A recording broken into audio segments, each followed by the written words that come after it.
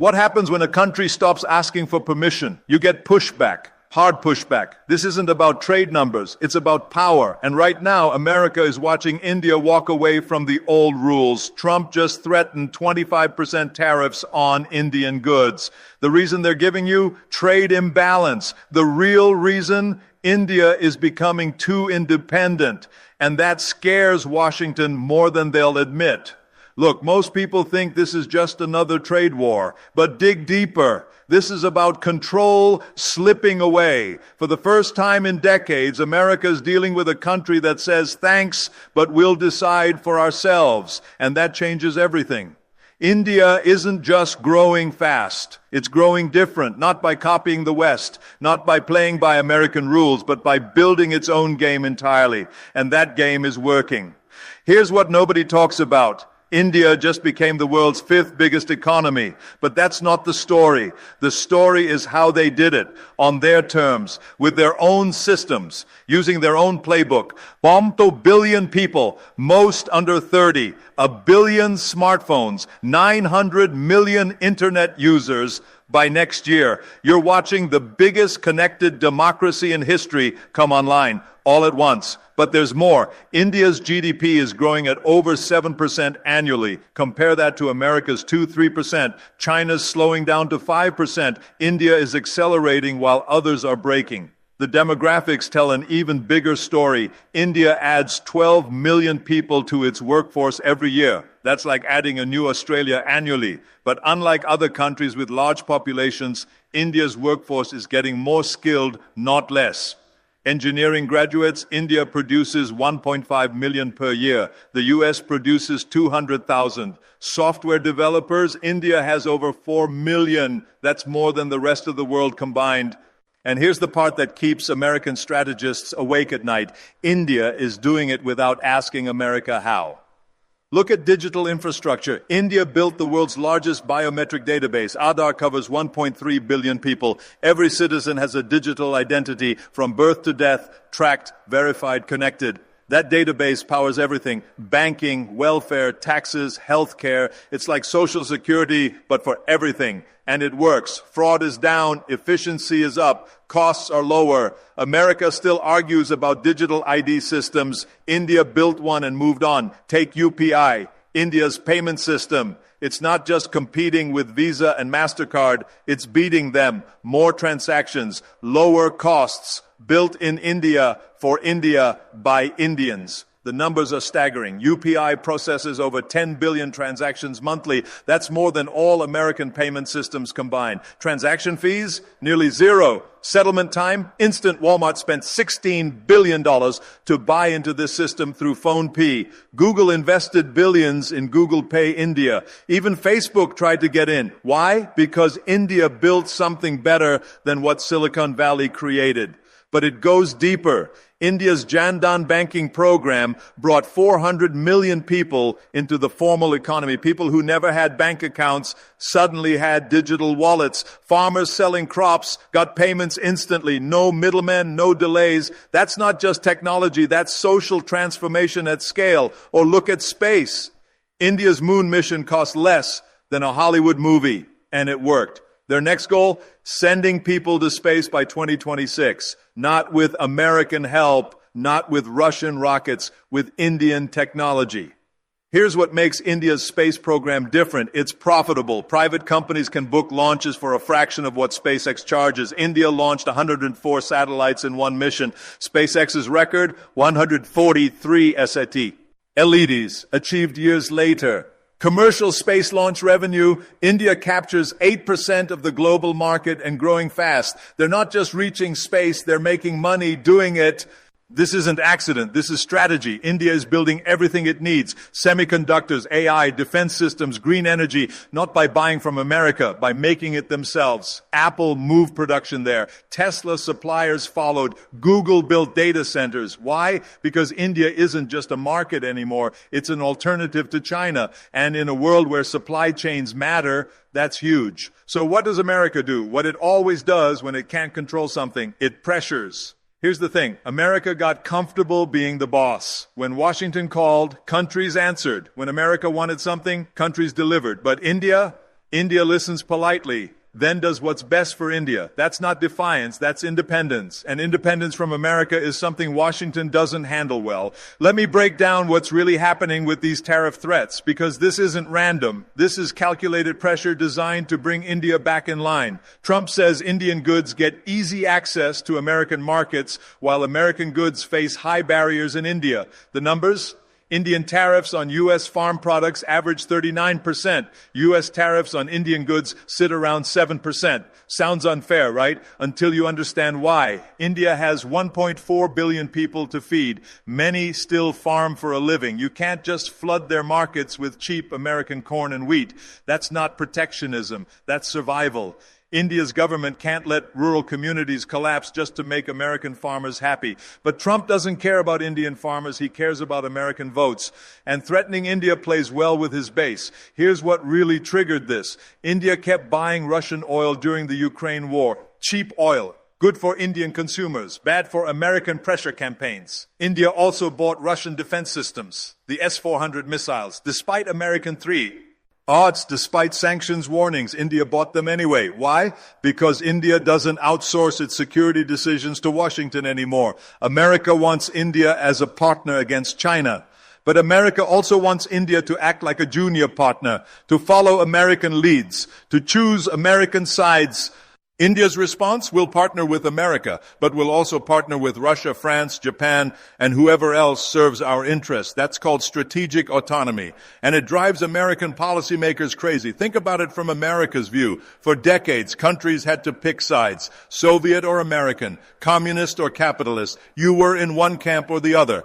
But India picked itself. And that breaks the old system completely. So Trump goes public with tariff threats, not because India is an enemy, but because India won't be a dependent ally. And for America, that's almost worse. Here's what people miss. India isn't playing the old game anymore. East versus West. America versus China. Those are 20th century rules. India is building something new, a network approach. Work with everyone, depend on no one. And that approach is spreading. Look at the numbers. In 5 years, India signed major deals with America, France, Israel, Britain, and Japan, all while keeping ties with Russia. The Rafale fighter jets from France, not just a purchase, a technology transfer. French engineers trained Indians. Indians learned to build advanced systems. That's partnership, not dependency. With Britain, India signed a 2030 roadmap, cyber defense, AI, clean energy, digital trade, long-term cooperation built on equality, not hierarchy. Israel became India's biggest defense partner, but India didn't just buy Israeli drones. They co-developed them, built manufacturing capacity, created jobs at home. This is the new Indian strategy. Don't just import, co-develop, don't just buy, co-create, build local capacity while building global partnerships. By 2025, over 70% of India's military budget went to domestic production. Indian companies aren't just making for India anymore. They're exporting globally.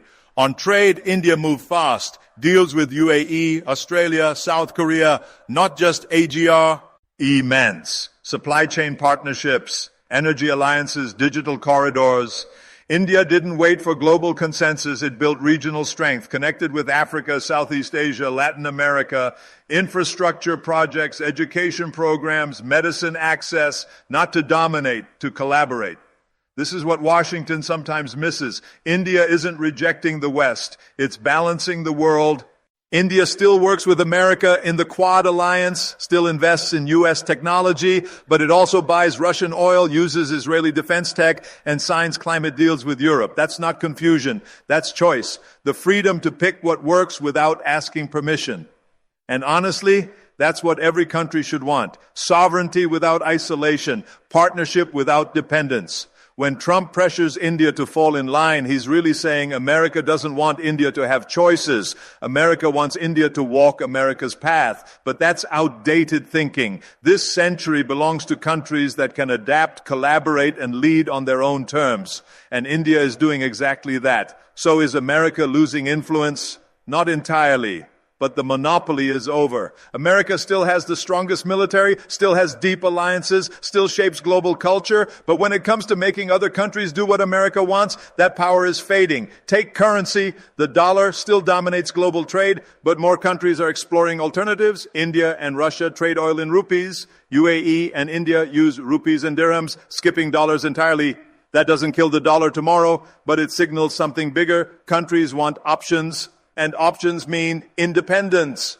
Look at BRICS. Brazil, Russia, India, China, South Africa, and others. They're building their own payment systems, their own development banks, their own trade networks. America isn't part of those conversations by design. India hosted the G20 and made its vision clear. The global economy shouldn't center on Western dominance. It should center on shared growth, digital inclusion, and resilience. Here's the difference. America still thinks influence works top-down. You're either with us or against us. But countries like India see it differently. Influence is a network of trust, not a chain of command. A's approach is simple: multi-alignment, trade with America, buy defense from Russia, build solar with UAE, partner with Japan on chips. That's not disloyalty, that's smart policy in a connected world. For America, that's hard to accept. It means American playbooks don't work anymore. A decade ago, America could get what it wanted with phone calls. Today, America has to compete on price, influence, and diplomacy. So is America losing influence? It's not collapsing, but it's no longer the only decision maker.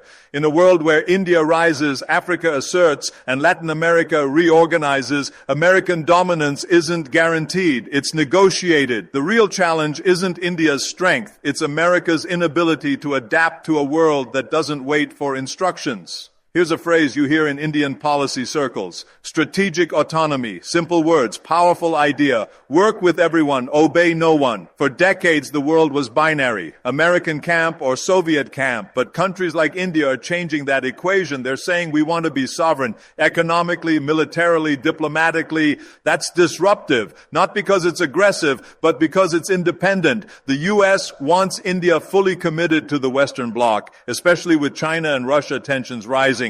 But India's answer is clear: we'll work with you, but we decide the terms. This became obvious during the Ukraine war. America expected India to condemn Russia, follow sanctions, cut energy ties. India didn't. Not because India supports war, but because India doesn't outsource foreign policy. India kept buying Russian oil. Energy security for 1.4 billion people came first. India stayed neutral at the UN, choosing diplomacy over division.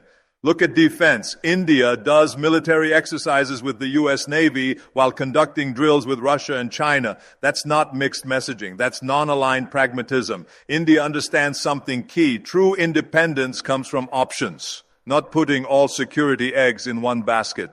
Here's what makes India unique. It's not trying to be the next superpower in the old sense. See, not invading countries, not building foreign bases, not pushing ideology, just building resilience, manufacturing, energy diversity, space tech, financial systems, and diplomacy. This kind of behavior disrupts legacy power structures. America often expects loyalty for partnership. India offers something different: equal partnership. India doesn't want to be told who to trade with, who to sanction, or what side of history to stand on. India chooses its own side, India's side. That's what any responsible nation should do. In a multipolar world, sovereignty is valuable currency, and India is accumulating it fast. When Trump or American officials complain India isn't doing enough, they're really saying India isn't doing what America wants. But that's the point. India doesn't need permission anymore. India needs partners, not handlers. Strategic autonomy isn't isolation. It's intelligent engagement, saying we're in the room, at the table, but on our own terms. That's not defiance. That's modern diplomacy. And India is mastering it. So what happens next? Will Trump's tariff threats work? Will India fold under pressure? Here's what won't happen. India won't panic, won't fold, because this isn't 1975 India. This is 2025 India. Nuclear power, space innovator, largest democracy on earth. The India that once needed foreign aid now sends satellites to the moon. The India that once negotiated from weakness now sets G20 agendas. Tariffs might hurt short term. Indian exporters in textiles, gems, electronics could see impacts, but long-term, this might accelerate India's economic pivot. Indian trade officials are already deepening ties with Africa, EU, Middle East. Bilateral agreements are moving faster. Rupee settlements are expanding. Make in India is becoming real manufacturing reality. The real risk isn't for India, it's for America. Because if America leans too hard on pressure, it might push India toward more independence and hedging. In trying to control the partnership, America might lose it entirely. Think about it like software. If your platform becomes too closed, developers leave. In geopolitics, if your diplomacy becomes too conditional, partners diversify. Right now, India is diversifying. But here's the good news. This doesn't have to be a breakdown. It can be a breakthrough. America and India share values, democracy, innovation, belief that the future should be shaped, not inherited. If both sides choose respect over control, they can build something powerful, not just a trade deal, a model for equal cooperation in a multipolar century.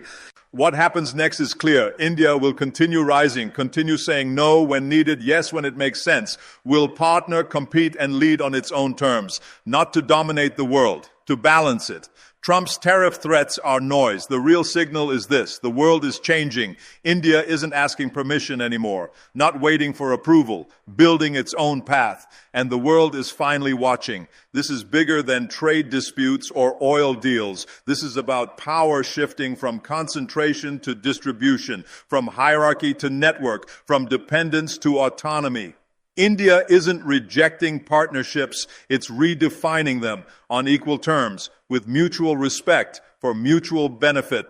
That's not threatening American interests, that's challenging American assumptions about how the world should work. The question isn't whether India will succeed. India is already succeeding. The question is whether America will adapt to India's success or keep fighting yesterday's battles with tomorrow's consequences. Because the future belongs to countries that can collaborate without surrendering sovereignty, that can engage without losing independence, that can lead without needing permission. And right now, India is showing the world exactly how that's done. Word count, approximately 3,900 word count.